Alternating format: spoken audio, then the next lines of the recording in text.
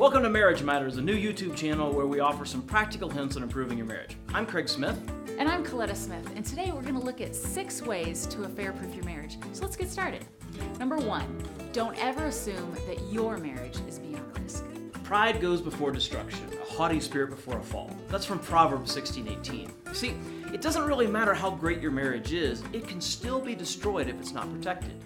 But as long as you think an affair could never happen to you, you won't take proactive steps to safeguard your marriage from an affair.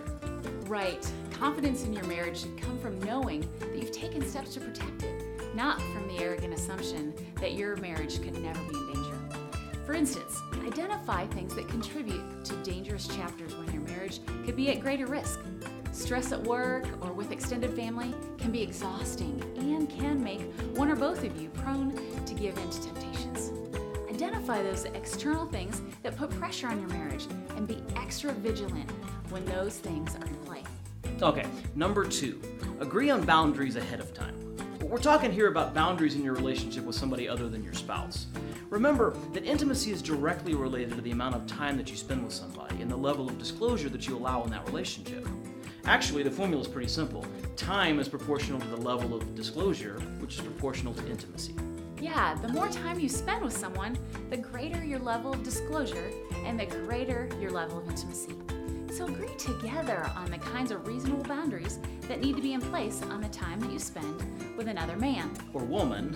who isn't your spouse. And that leads us to number 3. Limit the level of personal disclosure.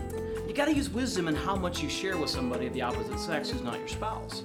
Your spouse should be your primary confidant. You should be very, very careful about discussing certain topics with a woman Or a man. who isn't your spouse. Be wary of discussing things like your hopes, your dreams, ambitions.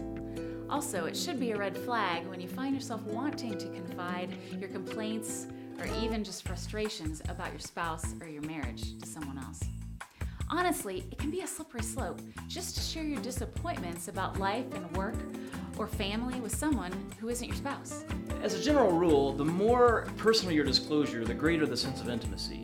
And increasing intimacy with somebody other than your spouse can get dangerous real fast, which is pretty good tie-in to principle number 4.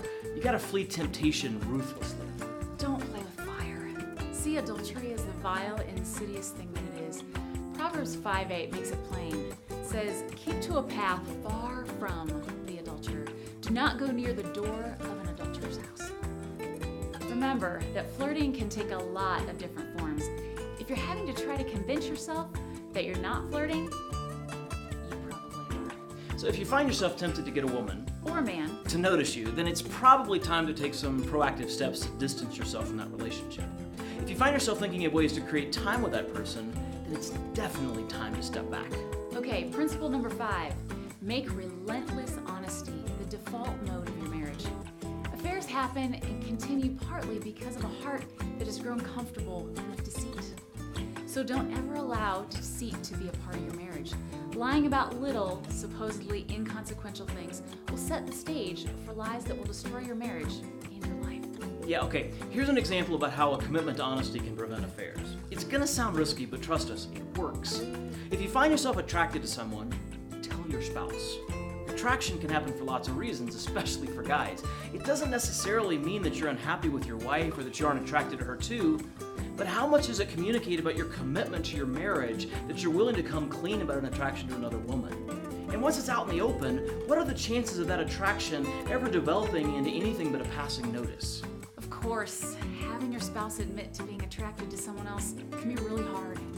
But see it for what it really is, just a passing attraction and maybe, at worst, a wake-up call to make sure that there aren't areas of your marriage that need to be shored up. But let's be honest, I'd be much more worried about an attraction to someone that he or she is keeping secret.